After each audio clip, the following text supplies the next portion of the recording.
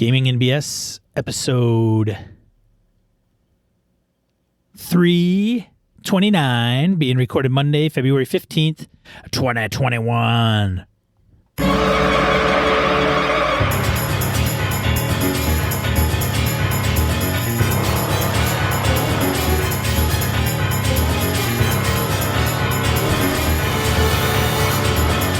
Welcome to Gaming NBS, a tabletop RPG podcast. I'm Sean. I'm Brett. Welcome to the show, folks. Welcome back to all our listeners. Glad to have you all here. And if you're new, goddamn, glad you're here. Awesome to have you. Sean, how the heck are you, man, since I talked to you last? Doing well? I'm doing fantastic, Brett. How are you?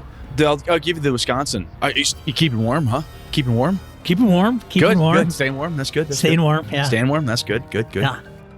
My dad came over on Saturday to help me do some electrical work. My father used to be an electrician. Oh, was he really? Yeah, he's an electrician, so I get free electrical work. Nice. In exchange, he gets free computer assistance. So, I think I told you, my mom has dementia. So, and that's Alzheimer's stuff. So, one of the things that happens is my dad's like, I'll come over to your house and do a lot of work and hang out with you. You just have to keep track of your mother. So my dad needs some break, periodically, which is fine. My she's a sweetie. So, Susan and my daughter Lana hung out with mom and AJ and I. And AJ learned how to pull wire and connect up light switches and stuff. And I reminded him, I said, this is very important. He said, why? I said, because after this bathroom in the basement comes the game room. He said, ooh. I said, see.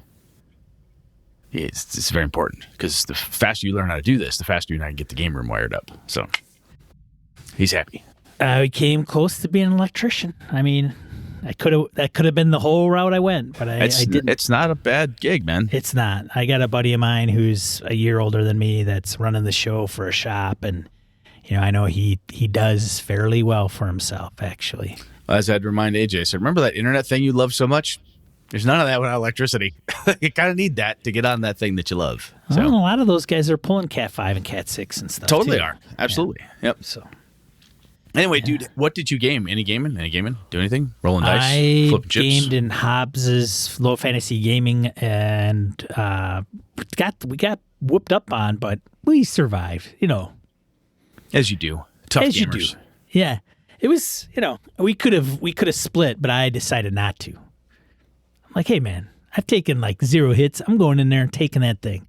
And then I didn't take that thing. So then it was time to go. I just bragged a lot and then left. Yeah.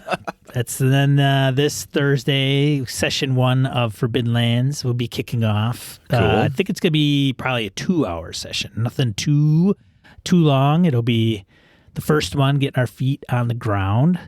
And then next Thursday, I will be doing a Star Wars game. Nice. For sure. And then, so that's what I have for gaming, but I have an announcement, but I will wait to mention it. Unless we want to mention it now. It has to do with gaming. We'll do it later. We'll do it at the tail end. Okay. Of course. I got to run my Greyhawk game again.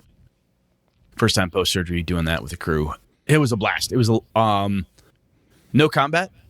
It was all role-playing, figuring stuff out, finding information. They did some shopping. They found a wizard who was connected to Mordenkainen, who they're kind of connected to, so they're able to do some secret hand signals, secret handshake type of thing, and get a deal, swap some stuff, pull some data. And they made up a really good contact with a group of dwarves. They had I'd hinted that this group was there, relation to the Stonefist clan that they'd met before. And the NPC wizard dropped that they might need a guide going into the mountains that they're heading into in just outside of the grand city of Gorna, capital of the Duchy of Jeff. Anyhow, so they're heading up into the Crystal Mist Mountains, and like, hey, you guys might need a guide, says the NPC. And immediately Lenny's like, hey, there's another clan of dwarves here. We should go find them. And it was perfect. I dropped a little clue. They sucked it right up and went immediately where they needed to, and they're absolutely ready. They got a high-level NPC ready to come with them who's got a life debt to repay the clan. It's awesome. It worked out beautifully. Very good, very good. I have learned, because we're doing it fairly old school, as I said before, where I'm awarding experience points every session, because the advancement tracks are different. So you level up, rogues level up faster than so-and-so, than such and such. Lenny lost his experience point tracker, so we had to do a quick look. You have 6,652 or whatever it was. And I have learned, I as you know, I don't give two shits about balance per se, but I want the players especially to feel successful at a certain point. And they're at that critical juncture where they're 4th level. And in 1st edition, the 4th to 5 is a big to get to hazard class. It's a big step there. Lenny's dragging behind his fighter as he's a little bit, because he missed a session. So they were kind of bemoaning the fact that they found some really good swag. They got some good magic items, but they don't. A couple of them had some really bad die rolls. They just can't. We get on there and Nick can't roll over a 12, so he can't hit shit. But they're looking at the hit charts and they're like, oh man, one more level. And then it adjusts for me and I get better hit ratios and all that stuff. So I think I may have been a little stingy on the XP to start with. So I might have to dish out a little bit more just to help them feel like they're making progress. But overall, I mean, they had a really good time. I was kind of worried because I figured it was going to be pretty role play heavy depending on what they did. But they totally dug right in. They didn't mind that they weren't killing orcs or trolls or anything like that. They were totally fine just talking. It was a lot of fun. And let's see here. Yeah, I've got an announcement, but I'll let you talk first. What's your gaming announcement? We got a gaming one. So I was thinking for the community, so this is out for the community and everything, is how do we get BSers to play with more BSers and get to play more different games? Well, you and I have talked about that a little bit here and a lot off the mics because we're like, look, we have a really kick-ass community of really great gamers. And neither you nor I want them tied to only Brett or Sean run gaming and BS games online, right? But there's a whole bunch of good gamer folks out there. Talk amongst yourselves type of thing, right? How do we get them to do that? That's cool. So what do you got? You got a plan? You got a plan? I got a plan.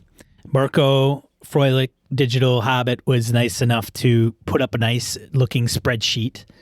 And so this is kind of the deal. What I was thinking was we all have a list of it's a Discord or forum topic. List your five games that you'd like to play that you haven't played before, or 5 games you would just like to play, but don't get a chance to do it often.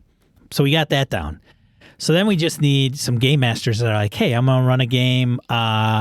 Who's interested? Well, I know that these 5-6 people put down this game. I want to run that, or I've run it before. I know that game. And it's kind of a pay it forward kind of thing is what I was thinking. So what somebody would do is put up on this spreadsheet and say, hey, I'm open to running like this one game, these 3 games. And when I would be available are these dates, or Thursdays work best for me from 7 to 10 Central Time. And you're operating off a list of games that people said they want to play. Yeah. Well, they could say, I mean, if we had a Savage Worlds guru, and that's what they run all the time, but that Savage Worlds guru wants to play other games. So they run Savage Worlds, but play in other games that other people run. So the person lists like, I'm a Savage Worlds guy. So he or she puts Savage Worlds down, whatever they're going to run this time, this day, and that's it. And then the people that want to play in that game, or the person that's like, I really want to play Savage Worlds, and so they help in rallying up the 3 to 4 minimum players to play for that game master to run. And then since that game master ran kind of for you, I guess, then it would be nice to pay it forward that you would also run a game. It doesn't have to be for the same person, but it would be for the greater community at large and say, well, I played this. I'm a Cypher person, so I'm going to run Cypher system. This is the game equivalent of the, at least here in the Midwest, the give a penny, take a penny jar at the sure. So it's that's the mantra behind it. I was thinking, well, can we make a RPG club? I don't know, but it's something to that effect where it's a little bit more. Somebody's got to push it. Like somebody's got to come up with something that's going to make people go, yeah, that kind of makes a sense, or I would certainly want to do that. I think there's going to be time issues, whatever. But if you got one person to run one game a month, that's a lot of games. Yeah. And in our community. I mean, and believe it or not, it's actually harder than it sounds to say, you guys should organize some gaming. Yeah, okay. Who's open on Thursday? Mm-hmm. Chirp, chirp, chirp, chirp. This is tough. This is not easy to do. So the thing is that I would want, or I'd like to see, is if somebody says, "Hey, I'm going to run this game," and they either just set a date, or they say, "These days coming up would be when I would be available to run this game."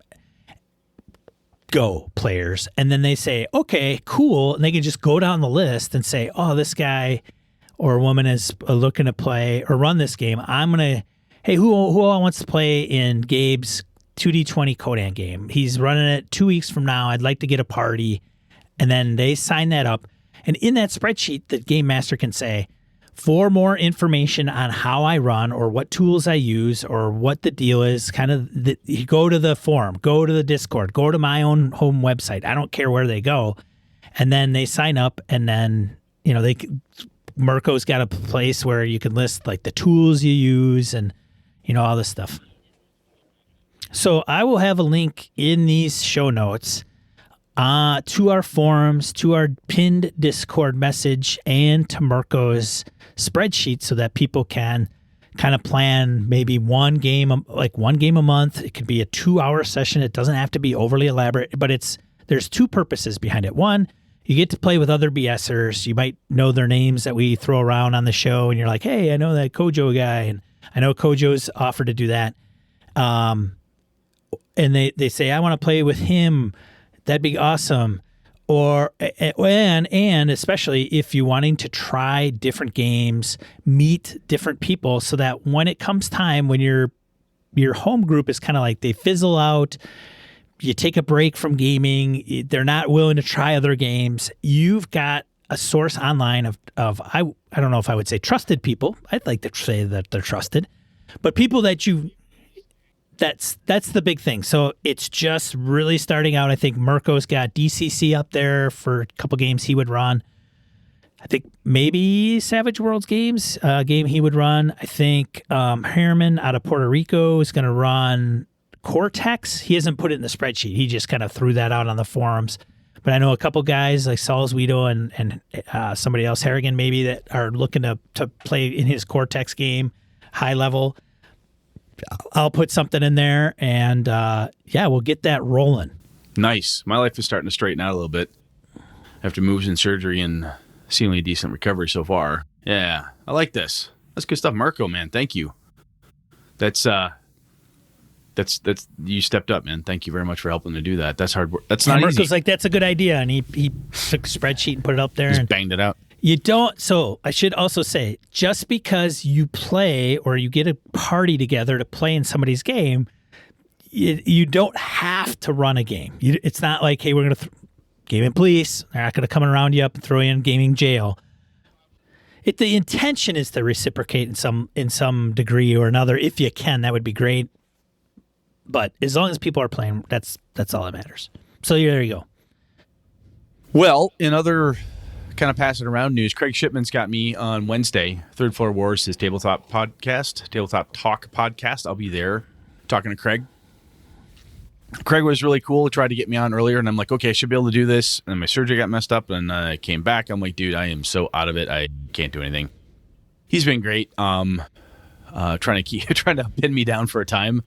And very, very, very nice guy. So I'm looking forward to it. Should be a good conversation. He wants to talk about RPGs, kind of like your history in it type of thing. Talk Avalon, which I always like talking about. So should be a good time. And once we get once I know when it'll land and I get a link and all this stuff, I'll share it out so people can see it. Yeah, he's going to run Brett and I through Blades in the Dark. Yeah. We could be Fofford and the Grey Mouser. We absolutely could. Who would you be, Brett? I don't know. Grey Mouser's always tickled my fancy. For those that don't know, Brett's Twitter handle's like Fofford81 or some bullshit. Yeah. I've had Fofford01 as been my online name forever. So yeah. Yeah. Very cool. Sweet, man. That'll be awesome. You'll have to let us know when it drops. Yeah. Once I get that, I want to cross-populate. I'll do the deal where hey, where can you find Brett? I'll drop Gaming BS and all that stuff. But I also want to make sure that when I get the links from Mr. Craig Shipman's podcast that I spread that around as well. So Cool. So that's coming up. That'll be fun. I got that locked in for Wednesday. Let's see. I think we're any more announcements, or shall we move on? Shall we? Yeah, I'm good. If you All are. right. Let's random encounter it up. Let's go. All right, random encounter. Segment of the show where we field emails, voicemails, comments from social media. First one, we have DM Kojo calling in about, I think, the Goodman Games revamped AD&D adventures. Yeah, we did kibitz about that a bit, so let's see what he says. All right. Hey guys, it's Kojo. Just wanted to call in a couple things. First of all, Brett, glad your surgery went well and you're feeling better. That's great news. And then I wanted to call in the plot coupon episode. You actually in your die roll talked about the Temple of Elemental Evil reprint, or not reprint, but the original adventure reincarnated by Goodman Games. And they've done a lot of these now. I think 5 of them I've got. And I love them. And I'll tell you what, I just wanted to call and make a plug because I think there's multiple reasons why this product might appeal to people. All of these are archive quality scans, which are fantastic and way better than what you can get print on demand from drive-through. Goodman really does a good job cleaning those up and making archive quality hardcover book with the original adventure in it. And I believe that the Temple of Elemental Evil will have the original Village of Hamlet and then the original Temple of Elemental Evil both, along with interviews with the creators and people involved with the project. That's always kind of interesting from a archivist point of view. And then, as you mentioned, there's the 5e conversion. I'll tell you what, I don't play 5e, but I buy all these books not because I want to use them with 5e, although I could in the future for sure, but the stuff that they fill out, in addition to the original published content, when they do the 5e conversion, they really build and expand on the adventures and turn these things into almost mini campaign settings. I know, for example, that the Temple of Elemental Evil is going to include, in the 5e conversion part, more fleshed out elemental nodes and some of the parts of Elemental Evil that originally kind of were left very open-ended and not very detailed. And I like using these original adventures reincarnated. I take the 5e stuff and I backwards convert it to what I'm playing, which is usually an old school version, and use it to run the adventure old school, but with the newer content added in there. So just some tips about these old adventure reincarnated line. It's really fantastic stuff. I've been very happy with everyone I've gotten. Great production quality and very useful, even if I don't play 5e. So just wanted to make a plug for it. It's awesome. All right, man. Talk to you later. Bye. Kojo, that's a good point. I hadn't thought about that, but especially with Temple of Elemental Evil, there's definitely room for improvement, shall we say, in my opinion anyway, and I think the opinion of a number of other people. And if the 5e component of it adds some more lore, as we would say, right? It fleshes out a bit more, it gives you some more info, some more stuff to work with. That's pretty cool. And even if you make it backwards compatible, which I think is awesome, Kojo, that you do that, because I've done that before too. That's awesome. But I think that if that's something you're interested in, that could be a damn good reason to buy that book right there. I don't know if that captures it for me offhand. I was thinking about it since we have talked about it last, Sean, and Temple of Elemental Evil has always had kind of a near and dear place to my heart. And I think because it was the first really big campaign game I got in on. My buddy Eric Schaefer, who became my high school dungeon master, the main guy. I learned a lot from Eric over the years. I still do some of the tricks and tips that he used back in the day. He ran that, and I got in on the game because he had an opening. I kind of wormed my way into game with him at that time, and he was running that adventure. That was a lot of fun. And a little special place in Brett's heart, I say. It does. Little nooks and crannies of goodness there. So I got to admit the nostalgia is high on that one. But I have the original, so I'm like, do I need it? Do I not? Well, we'll see what happens. But sounds like it's going to be split in 2 books. 2 books? Mirko says, yeah. Interesting. That could be cool. One of the things that I do not care a lot for, and this is just me, is the interviews with people and their perceptions. And because I kind of don't care. It's interesting in itself, but I'd rather have that in a separate book or somewhere else away from the actual adventure piece. That's just me. Yeah, it's like having 5 forwards. Yeah, and that's okay, but just doesn't. remember when I was designing this and I had this. And there is some interesting components to that, and I get it, but I'd like that to be like a leaflet or something that went with it, but not baked into the actual thing I want to run the game with. Yeah. That's just me. Anyhow, good stuff, Kojo. Thank you for calling in, man. Sean, why don't you read the next one? Mark Dawson emails us. Damn, we haven't heard from Mark in a long time. That's awesome. Mark! Hey, B&S, it's Mark, official BS archivist, Dawson. Yes, I've remained a listener all these years despite my lack of direct interaction. Since the last time you heard from me 5 years ago, God, has it been that long? Holy shit. Mark, man, holy cow. I've won the lottery. And I've now owned a private island. I want you to run games for me for a living. Oh, my God. We're done. Fantastic, we're done. Mark. We're done with this. I've moved halfway across the country, had a complete change in career, and basically rebooted my entire life. Yeah, man. Awesome. I hope I sure Sean joins me. I hope it's working. Yeah. Because that's a lot of change right there, man. And good for you to have the guts to do it. That's right. So hope it's working. Throughout all the upheaval and change in my life, you guys have remained a constant. As a native Midwesterner now living in the Southwest, listening to you guys BS about games is like a little taste of home. So thank you for continuing this podcast. Well, very kind of you, sir. You're welcome. Our pleasure.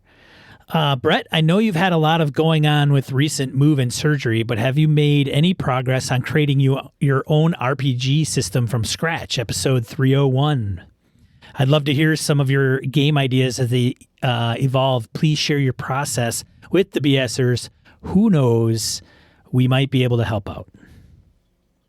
I have, and I should. I think I could probably make that into an episode. I think that could be a topic.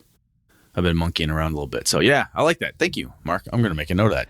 Sean, nice work on the solo episode 323 when Brett was unavailable. I'm sure it was daunting and took a bit of editing to have a one-person conversation, but you pulled it off nicely. Also, how soon are you planning to run Forbidden Lands after your recent conversation with Phil Vecchione? Bonus BS episode 21? Question mark. So, yeah, if you listen to this, Mark, you might be a little bit behind, I'm guessing, but this Thursday, the 16th, 17th, I think it's going to be the date. I don't remember what the date's going to be. Whatever. Yeah. Coming soon. On to my main topic. Do games need a dice mechanic to resolve social conflict? No. It depends. And we're done. Oh, damn it. Sean just made a whole topic out of it. Okay, keep going. Keep reading. RPGs evolved from tabletop war games, but we've come a long way in nearly 50 years of this hobby. I'm really happy the consumers and publishers of these RPGs have diversified and broadened their sense of inclusion over the years, but so many of the wargaming roots remain intact, which can drive me nuts. In D&D 5e, we have skills like deception, intimidation, and persuasion. But what if the PCs want to parlay or negotiate with the enemy and the DM is hell-bent on the encounter resolving with combat? Murder Hobo hack and slash style play was fun when I was 12, but I'm in my 40s now and I want a little more story and character development from my RPGs. But why not roleplay through the scenario instead of just rolling initiative? You say, well, maybe the GM is adversarial and the roleplay would be irrelevant. Perhaps the players prefer to narrate their characters' actions because they're uncomfortable with improvised dialogue or speaking in the first person.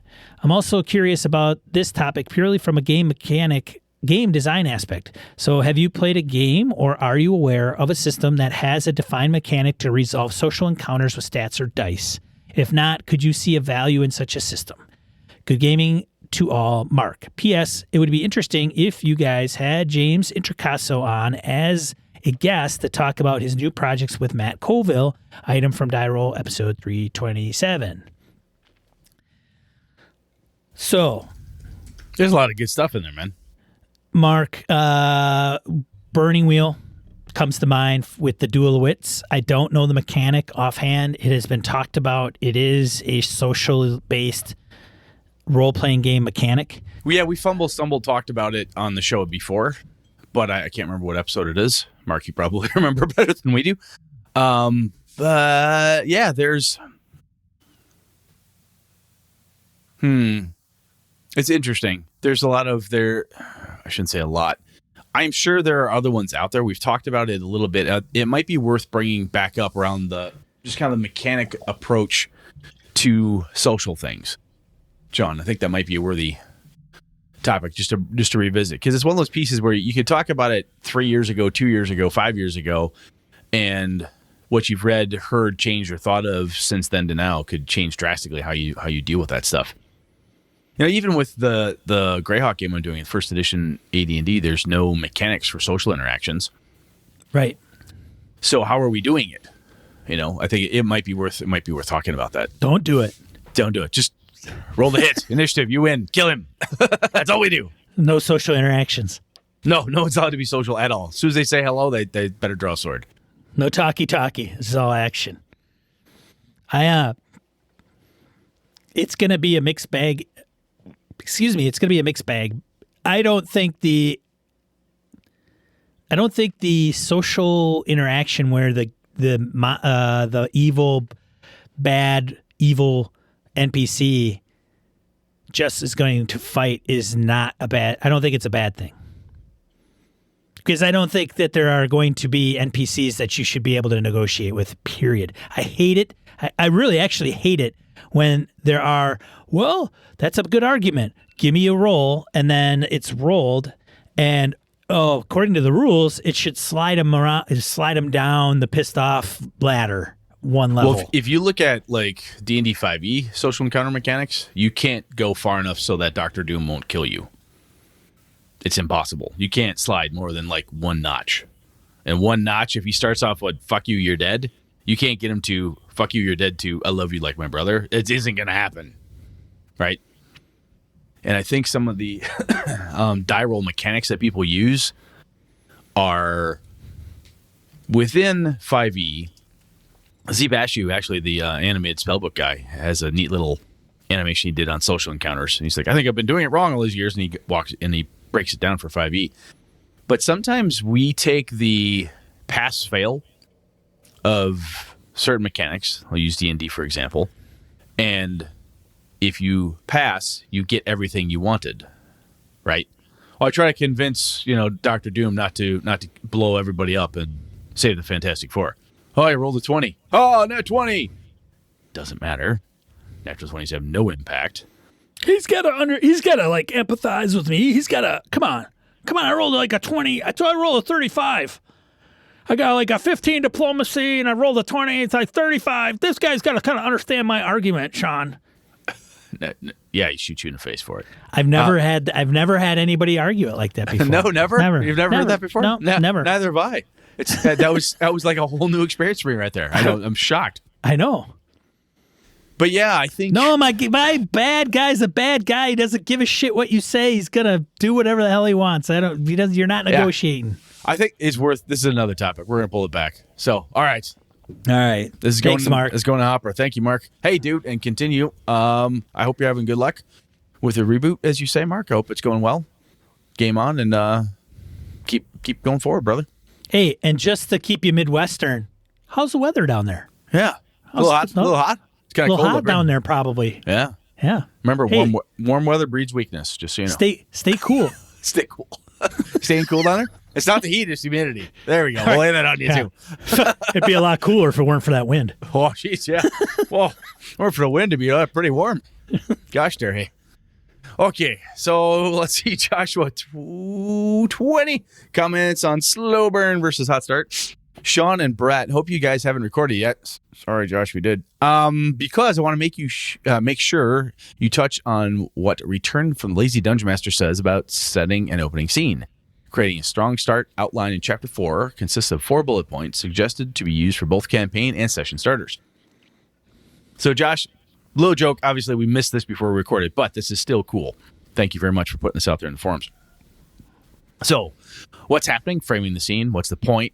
Hook to draw players in. Where's the action? When in doubt, start with combat. Think about it this way. How many of your favorite movies or books start with a group of characters in the stereotypical inn drinking beer? Now, how many books and movies start with a murder or high-octane car chase?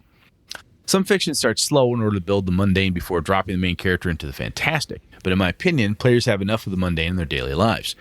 Which of these opening scenes would pull you in more as a player? A group of adventurers is in a bar when they are told of disappearances happening in town. Or a group of adventurers is attending an annual summer festival and suddenly a woman bursts through the crowd shrieking, "They took my husband." Both options tell essentially the same story, but one of them encourages the characters to spring into action and solve an immediate problem. I don't think I've ever used a slow burn to open a campaign, since it's the first choice I'm going to get to sell. Since this is the first chance, I'm going to get to sell them on the story. If they're already bored at the outset, why are they going to show up to the next session? For a combat-heavy system, you may not necessarily need to open up with combat, but those players better damn well be rolling those dice after 10 minutes, or else they're going to be scrolling through their phones looking for something more interesting. Even for a game where combat is rare and dangerous, immediately throwing an intriguing mystery at them will make them instantly engaged.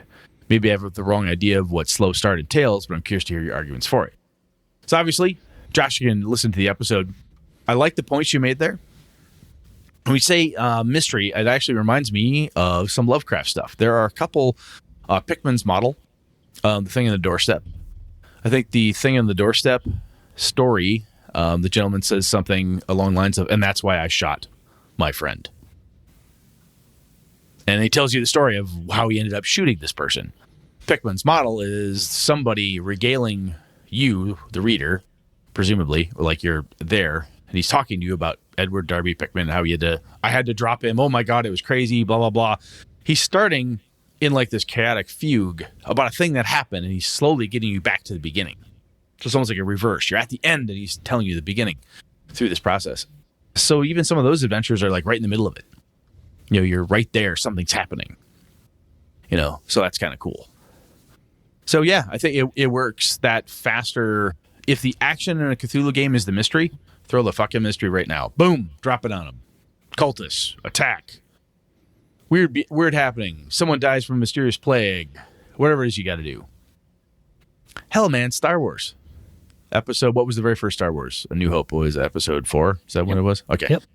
So, spoilers. Like, oh, neat. Spaceship. Pew, pew, pew, pew. Oh, my God. Badness. Explosions. Some big guy in a black suit comes in. "Where's the ambassador?" and chokes a man to death. Holy fuck, what just happened? You don't know who Princess Leia is. She's just running around, cramming crap in droids and then getting stunned. What the hell? You have no idea what the fuck is going on in that movie. At all. For at least minutes. Many minutes. And in movie time, that's a long time. Right? You watch it now, you're like, yes, I know what that is. But if you can harken back to the first time you saw it, if no one ever told you anything, it's like right in the middle of the action. So, anyway, cool stuff. Thank you, sir. Appreciate you bringing it up, Josh. Over to you, Sean. Yeah, thanks, Josh. Ray Otis on the forums about customizing pre-published scenarios. I always cut out repetitive encounters. There are some modules that are filled with endless rooms that are empty and or filled with the same kinds of fights. Sometimes these come from random encounter tables that are either too short or have entries that all feel the same. Figure 2 to 3 encounters per session. Decided about how many sessions your players will enjoy in this space. Then find the best stuff and cut the rest. In other words, let's say you are in Ghosts of Saltmarsh and are infiltrating the Sahuagin base. You want to spend 2 sessions max on it. That means you have about 6 encounters. Give yourself 8 or 9, knowing they will bypass some. Cut everything but those 9. Literally bypass rooms, truncate hallways, or as players move through, just tell them fast forward the boring bits with stuff like, you pass 3 empty rooms. This makes every adventure better. That is interesting, Ray. I like that thought because there are a number, especially of old school adventures and even some new stuff I've read. Then like, I bet you if I went snip, snip, snip with the Occam's editing tool, chunk, chunk, chunk, I could make this dungeon 5 rooms instead of 52. He actually says that in a follow-up post. He'll take the map, and then he'll chop out all the rooms literally out of the map and then merge them. That's actually wicked kind of cool. I think this should also work really well if you want to take an adventure that normally would be really long and a huge thing or whatever and crush it down and take it to a con. Or crush it down just for any kind of time space. I think about Wraither. running the Lost. Isle of Dread, wasn't it? No, it wasn't Isle of Dread. It was the Lost City one, the one with it's basic with Zargon, the big ugly monster, and it's a pyramid thing. You go in. Fuck, I have the module too. Anyway, it's a big module for basic D&D, but he crushes it. And I remember him telling me, we were having beer at GameholeCon back when we could actually have a GameholeCon in person, saying, "Hey, yeah, I went through and basically truncated, cut out some of the repetition, and just went to the big stuff. You know, the stuff that's really interesting." Because Ray's right. I mean, there are certain adventures. One more room for 5 goblins and one more room for 3 goblins, another 2 to 3 goblins. Fuck, how many times, you can move that along. That's a very good idea. I like that, Ray. Was it the Lost City? Yes, Lost City. Thank you. Good grief. Saul's Wheel, Eric, comments on customizing pre-published scenarios. I normally don't run published material, and when I have in the past, I tried too hard to stick to the script, and it was clunky. I'm running the module from the Humblewood box set, and I'm definitely adding my own flair for the NPCs, skipping encounters that seem monotonous, and making sure some encounters happen that are cool. 2 examples. In the beginning, I felt like there needed to be a stronger connection to the village and the PCs. They were sort of outsiders and wanted to add hooks to why they would care about the village. Good idea. I have each character receive an item from a villager before they departed. It was a spontaneous decision, and I really liked how it worked out. My favorite one was probably the hand drawing from a child given to a PC of that child's father who may or may not have been captured by bandits. Please, mister. You see that, right? Please, mister, find my daddy. Good Lord, you care. I mean, that's wonderful. The other example was there was this cool big toad, but it would only appear if the player characters failed on 3 dex saves when it was trying to capture frogs for a hedge witch. She's literally a hedgehog and a witch. Oh, my God. I thought it was a cool encounter because, oh, yeah, that's right. It's Humblewood. Humblewood is where everybody's animals. Anyway, carry on. I thought it was a cool encounter because when the giant toad appears, there's a cacophony of frog noises. I want this encounter to happen, and I didn't think it was likely they would fail 3 dex saves. So I just decided the giant toad would show up once they had filled their bag with frogs. It ended up being a fun encounter because one character was swallowed by the toad. Lessons learned for me is I can totally use published stuff, but I need to run it how it makes sense to me. It fits my storytelling. Look forward to the cast. Eric, I love that stuff. What you've laid out there is, hey, this is a really cool encounter. Oh, I hope they get to it. You can make sure they get to it. Right? That's what he's doing there with that one. And I love the connection piece you threw out there too. That's wicked. That's cool. And with that,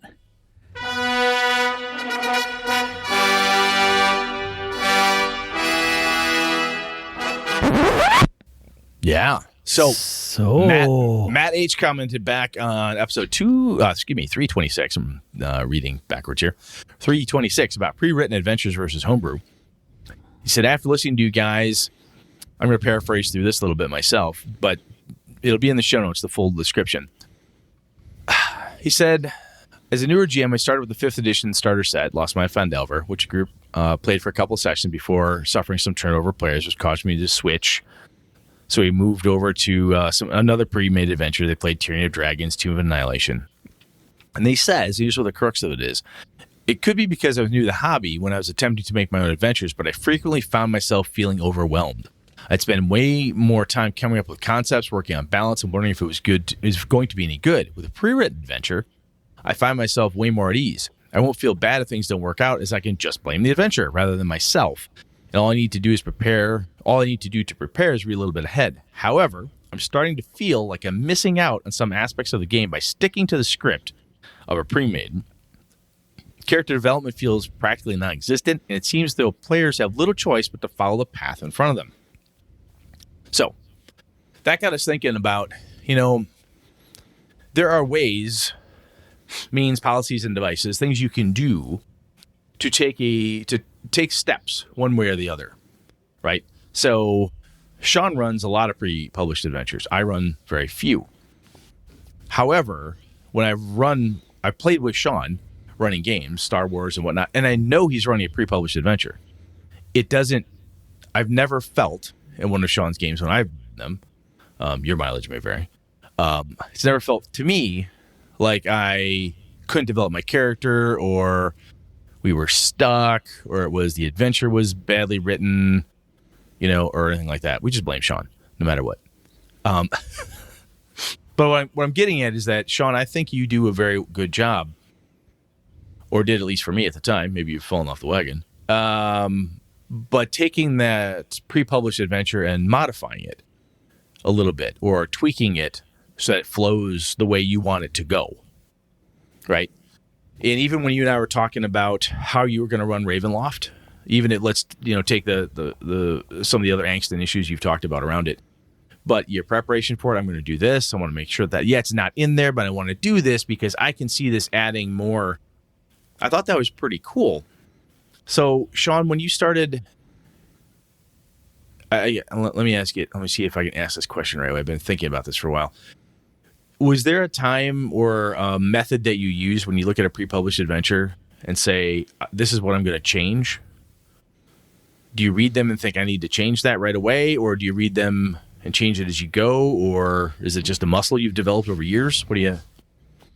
How do you do what you do, man? It depends. It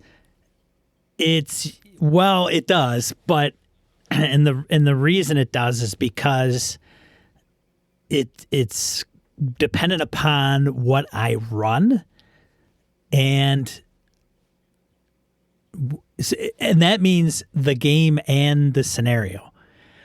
And if I can do it up front, then I will. If I think that it's too much of a shoehorn to try to make it or implement it on the upfront, then I'm going to find ways to do it down the road in the sessions or when they get to a particular milestone within the scenario or what have you.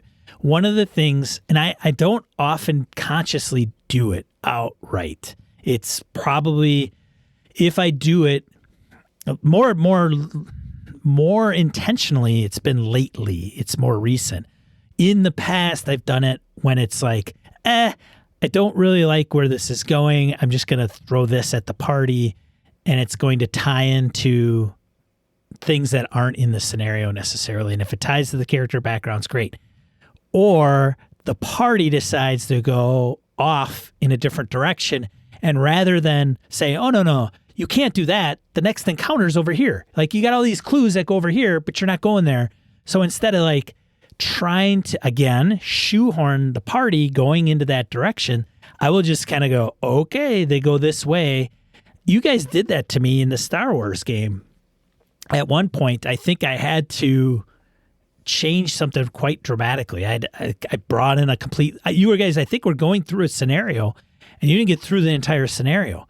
You guys are like, we got this thing, and you took off into space. We left. You're like, fuck do I do took off now? into space instead of following this lead I gave you guys to go to the next encounter. And so I'm like, oh shit, what am I going to do? So then I just took the next adventure that I thought, well, I'll just have them go do this. But now, because they're essentially in between these two pre-pubs, I'm not doing a hard cut and then starting the next session and going, all right, last time we left off, it was The Empire Strikes Back. Luke Skywalker's on a frigate, his hand chopped off, and he has Leia next to him and looking across, and then, Han Solo's in Carbonite, and who knows the hell he's going. And then when you pick up in Jedi, they're in Jabba's hut, Jabba's palace. That's not how I was going to do it. It ran all kind of into one. So I do it in a few different ways is the quick answer. That makes sense. One of the things that I have not, I got to say this, I have done, not purposely, but I have done what Ray talked about in the preamble to this when he said, hey, I crushed the map. I have done that.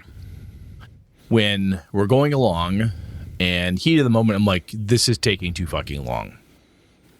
Or this is just stupid. Or whatever is going on. Sometimes it's a cue from the players, right? That, wow, this seems boring, right? And instead of saying, so Matt, this is not a knock against you, dude, so please don't take it this way. But it's not, instead of saying, oh, this adventure sucks, it's too bad it's such a slog, I just cut the slog out. And Matt, it sounds like you've been running enough.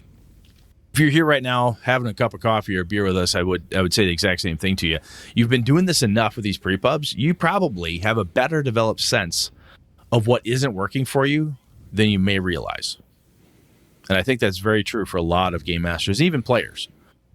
we have better developed senses for once you've been doing this for a while. You run 2-3 adventures, you go through a few, you've got a pretty good idea of what works and doesn't work, especially as a game master, I think, if you're paying attention. And sometimes you got to take a step back. And when you're reading it, and you're looking at that module, and Matt reads it and he goes, boy, this seems like it's going to be a slog. That is when you take that moment to do what Ray does and crush the map. I don't want to fuck around with this. Instead of it being a 16 hex crawl, I'm going to make it a 5 hex crawl because it's much faster and it'll get to the cool bit. I know this group. I've been running games for them for a while. If I drag this out, this will be a son of a bitch. It isn't going to work. Right? So case in point, I've been reading through Rime of the Frost Maiden while I get ready to run that. So I've been reading it off and on. And there's a couple pieces of it that I'm like, how do I want to start this? It has ideas where I want to start it. I get those ideas, but I have a different idea because I know my players and none of them, except for one of them, really knows the area. I know more about Icewind Dale than anyone in my group. So if I start them in the town, I don't want to deal with certain things of, well, I've been here for 5 years. You said I should know this. I don't want to deal with that. So I'm working out a mechanism to get them on the way into town. They're here for what reason? So I'm percolating reasons that I know my group will do into, right? Conference. Yeah, conference. Usually a conference. Yeah, usually. Yeah. So one of the things that I think freaks people out, as Matt talked about, going like, oh my God, how do I, this pre-pub doesn't have what I want. I want to do my own thing. And then you say, fuck it. I don't like this pre-pub world. Whatever that is for you, because I can't get character development, or I feel like I'm hacking this thing up so much. Oh my gosh, I want to make my own thing. And it is daunting. It can be very daunting. I've been doing it for a very long time. Sean's been doing it for a long time. We have muscles developed, as we talked about back in the practice episode and subsequent discussions. Some of the shit just takes time. You've got to figure out how you're going to do it, and you've got to build your own adventure from scratch, and then you'll make some stinkers. However, I honestly think, Matt, that if you take a pre-published adventure, and one of the things that made me, I think, a better improvisational build my own game master than had I tried to do it all cold turkey, was I would start on an adventure path. I'd be reading something. I actually started with a vampire game, believe it or not. When I first started running, I had this adventure, a pre-published adventure. I'm trying to run it. And my character did something crazy, and I supposed to be a one-shot. It turned into a 15-year campaign. Weird story. But one of the guys, Will, says he's going to do something, and I'm like, that sounds wicked cool. It's nowhere in here. You know what would be really cool? The thing that Chris and Kat just said, if that happened right now, that would be so wicked cool. And I decided I'm going to go for broke. I'm going to break this module right now and go wherever the hell I need to go. I'm just going to follow this weird ass wild hair path. I'm going to do it. And I think if you read these pre-published adventures and you start doing things like Ray Otis talked about and saying, you know what I'm going to do? I'm looking at this map. It's a great map. It's really cool. But instead of trying to assign every room has 2 goblins or 1d4 goblins, how many goblins are on the whole fucking cavern system? 50? Good. I got a pool over here of 50 goblins. I'll write the number 50 down. And goblins will attack the players as they go through in the numbers that I deem necessary. There are 5 more. Now there's 35 left. You can keep count. 6 ran away. This is this. You know what? They've killed enough goblins. They're done. They're ready to be the end. If you got a list that says there should be 20 goblins left, it doesn't fucking matter. You get rid of them. And you're basically on the fly editing a pre-published adventure, which is something that, Sean, you were doing, right? We modified it on you, the Star Wars one. You say, you know what I'm going to do? Instead of a cut and say, nope, this adventure's over. We have to start the next session exactly where the new module starts. You said, no, I'm going to stitch them. I'm going to find a way to tie it together. Now, I can tell you from being on the other side of the screen, I didn't know you did that until you just said that today. Yeah, you know. No, I'm not kissing your ass either because it was a long time ago. But I honestly don't remember it. That feeling like, wow, boy, this is totally incongruous. There's no connecting tissue here.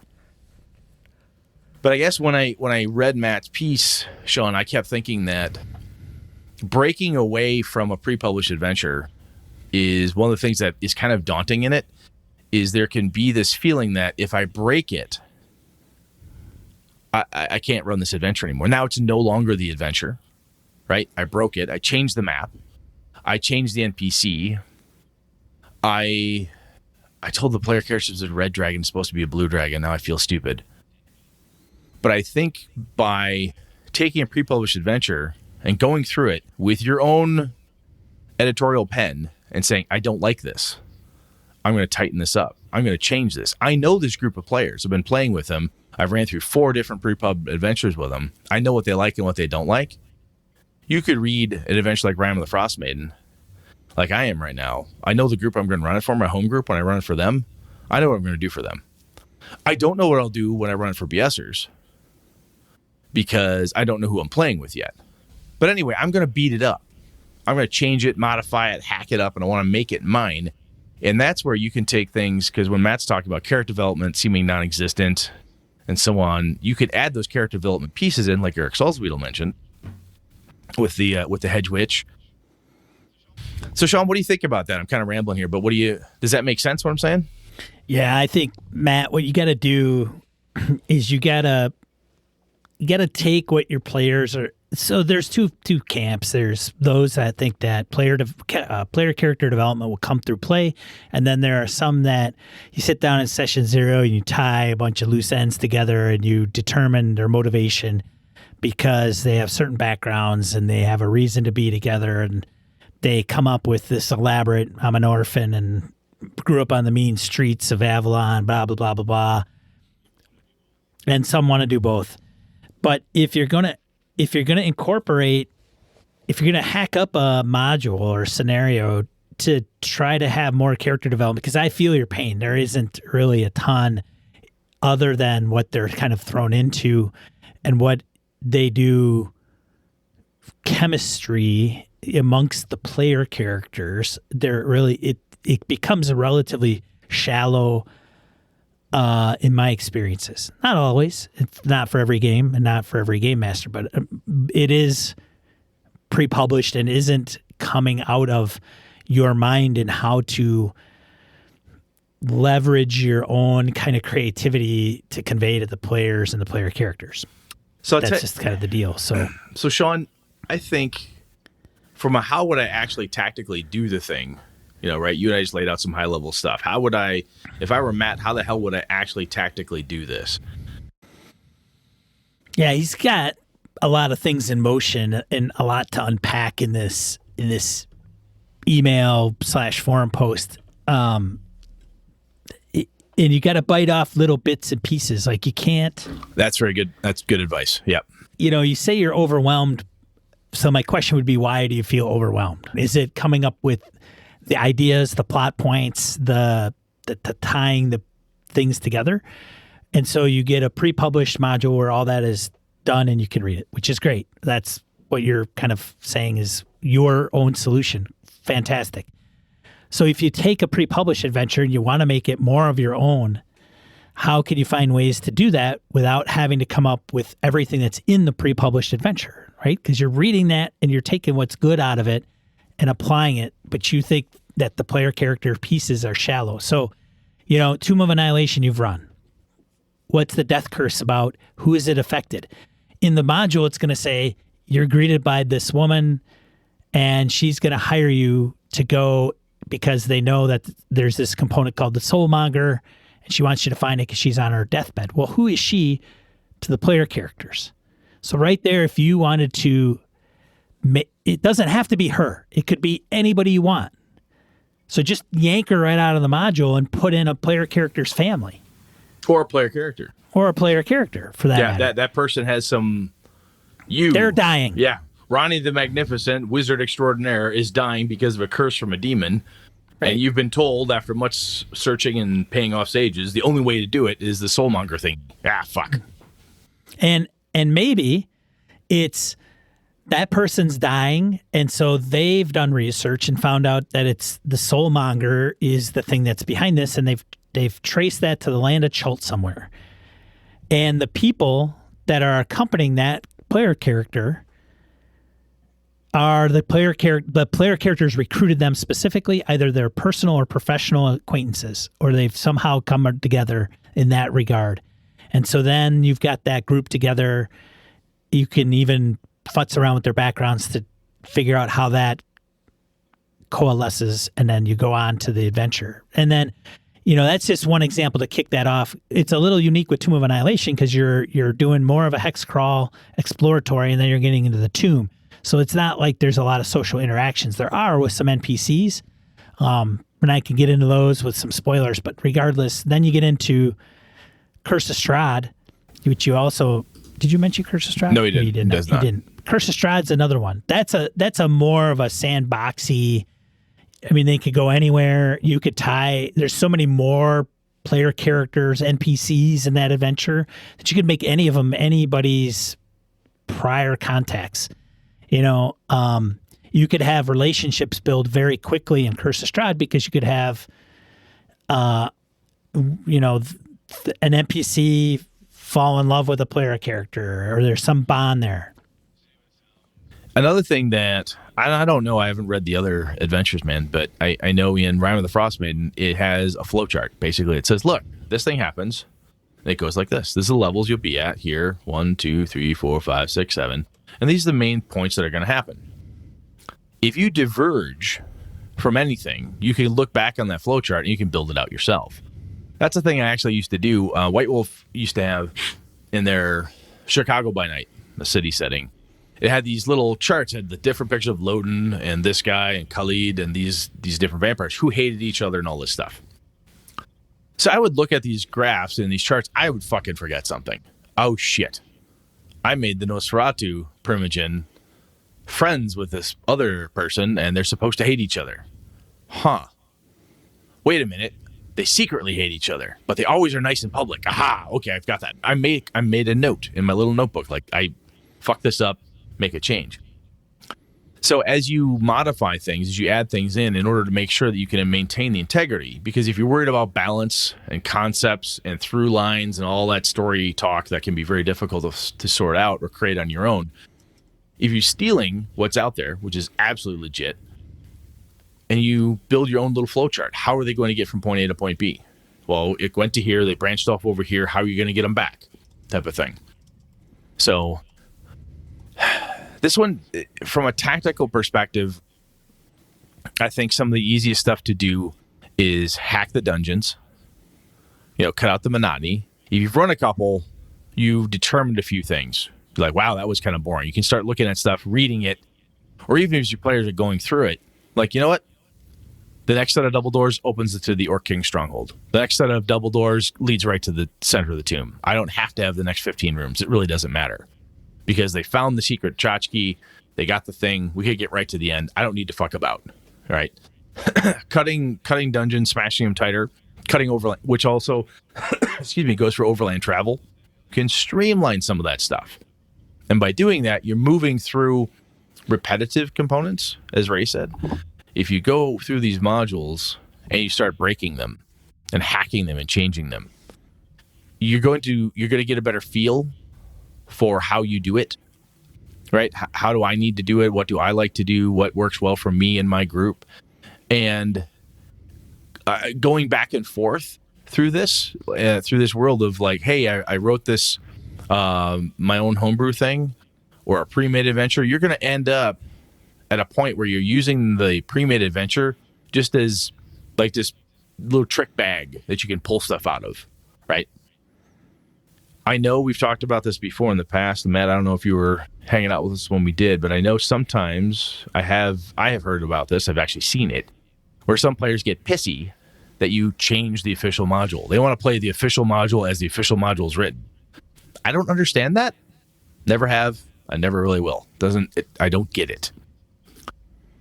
Because everyone who's told me that is like, I want to beat the module. I'm like, okay, that's a weird mentality, but okay, go for it.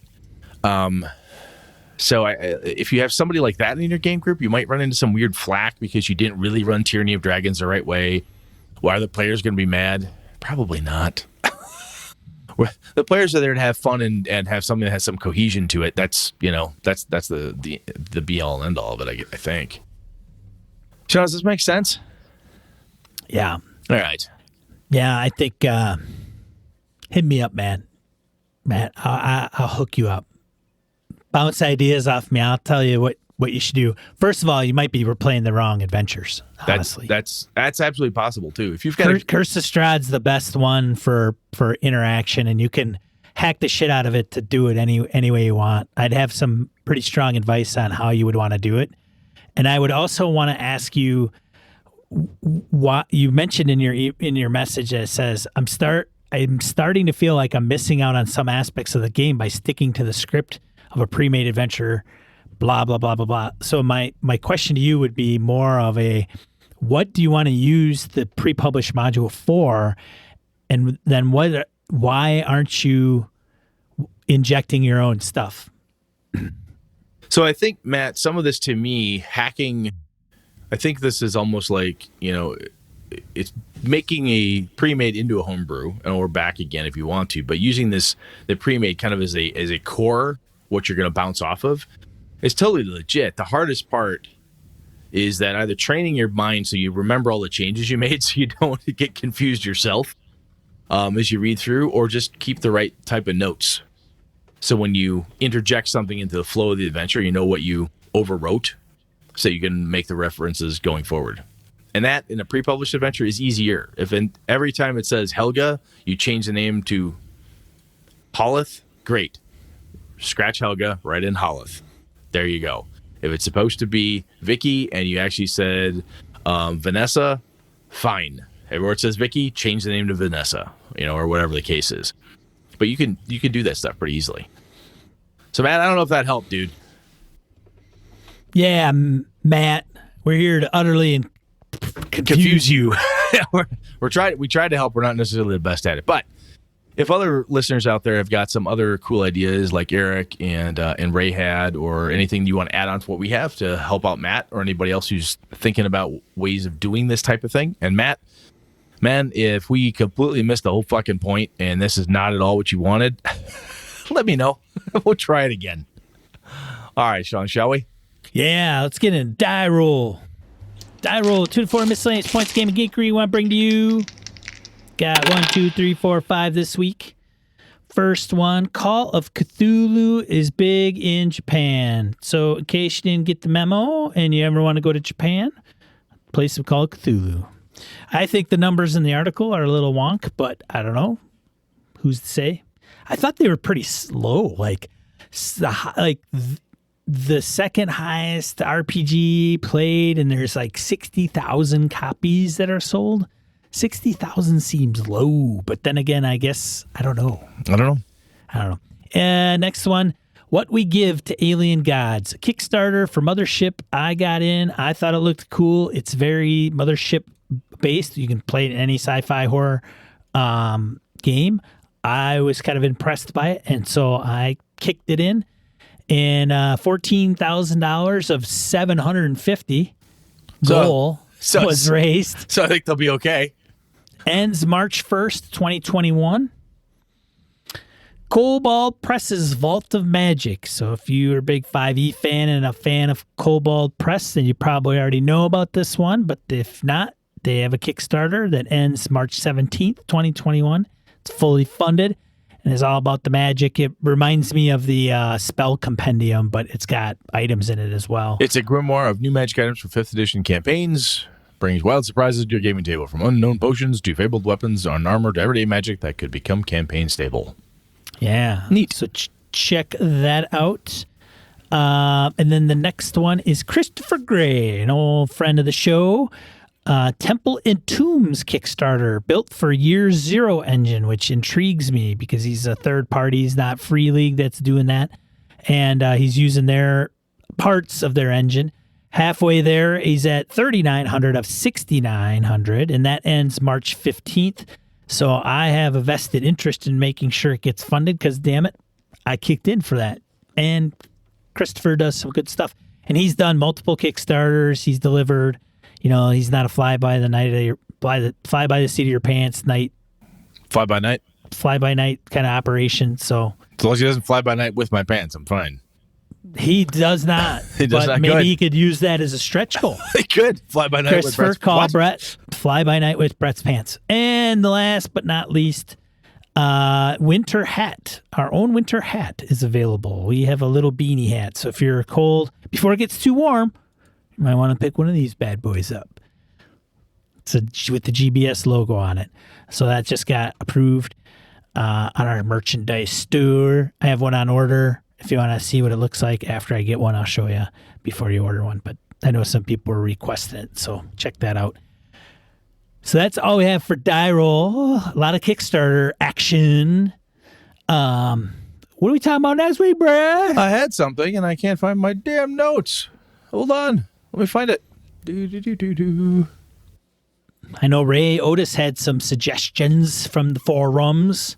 Yeah, goddamn. I don't know. I've got it out there somewhere. I'll find it, but we'll talk about gaming for sure. We're going to talk about something in gaming, probably role-playing game based. I'd assume so, yes. We'll see. Probably have like some random encounters. Might do that to put in again. there. Yeah, we've had good luck with that. Maybe some die rolls. We'll see what we comes might, up in the next week. Main topic or something buried in there. It'll be good. Yeah, it'll be fine. It'll be good. VC wants Delta Green. I'm with you, VC. Delta Green's good. That's the next subject he said. Delta Green. All right. So Monday nights, we typically record at 8 p.m. Central Time on Twitch live. You can visit us. Otherwise, we'll put this up on YouTube later. Give us a like and subscribe if you see us there. Otherwise, always catch the audio at your favorite podcatcher of choice at Gaming NBS. Just put that in there. It'll pop up. Otherwise, thank you for everybody that's tuned in live. Thanks for everybody that supported us throughout all these episodes. Thank you for listening, being part of the community. You're awesome. I'm one of your hosts, Sean. And I'm Brett. Good night and good game and all. This episode of Gaming NBS produced with help from the following BSers: Jared Rasher, Ray Otis, Old School DM, Jason Hobbs, Andy Hall, Roger Braslett, Chris Steele, Larry Hout, Eric Frankhouse, Tony Shulof Baker, Mark Tasaka, Pierre Mongrel, CW Mellencamp, Dan LaValle, Craig Huber, Ron Bishop, Old School Role Playing, Jim Fitzpatrick, Mark Richmond, Sky, Craig, Howard Bishop, Jeff Seifert, Angus, Eric Salzwedel, George Sedgwick, Robert Nemeth, Brian Kurtz, Laramie Wall, Perry Basor, Eric Avia, Andy Olson, John Kayward, Corey Gonzalez, Niall Diamond, Jeff Goad, Brian Rumble, David F. Baylog, Harrigan, Melissa Bashinsky, Henry Newcomb, Cole Kago. Damn it, did I say it right this time? Eric Tavola, Huskar, Ghost GM, Mike Hess Jr., Rory Weston, Jim Ingram, Daniel Garrett, Jason Weeb, Dollar Venture Frameworks, Phil McClory, Jay Plata, Duke and Purple, Isaiah Aries Christian, Vanta Blacklord, Larry Hollis, Quigley Malcolm, AWOL Trooper, Craig Shipman, Todd Sharp, Orcus Dorcas, Chris Shore, Michael O'Holland, Wayne Peacock, Mike Coleman, Tendrils, Miniature Master, Kevin Keneally, Christopher Lang, Chad Gleeman, Josh Wallace, Adam Grochon, Ed Nye, Stefan Dragonspawn, Corey Welch, Merkel Froylick, Rich Wishan, Joe Swick, Curtis Takahashi, and Aaron Ralia. Are you interested in trying new tabletop RPGs but don't get the opportunity? Want to meet some BSers and play a game with them? Perhaps you're a master of a specific RPG and would like others to know how awesome it is. Well, head over to gamingnbs.com/games. That will take you to a place that you can list your game or find that cool game you've always wanted to try. Come on, don't just sit there. Go experience a new game with some great people. Thanks, BSers! This has been a Litterbox Studio production.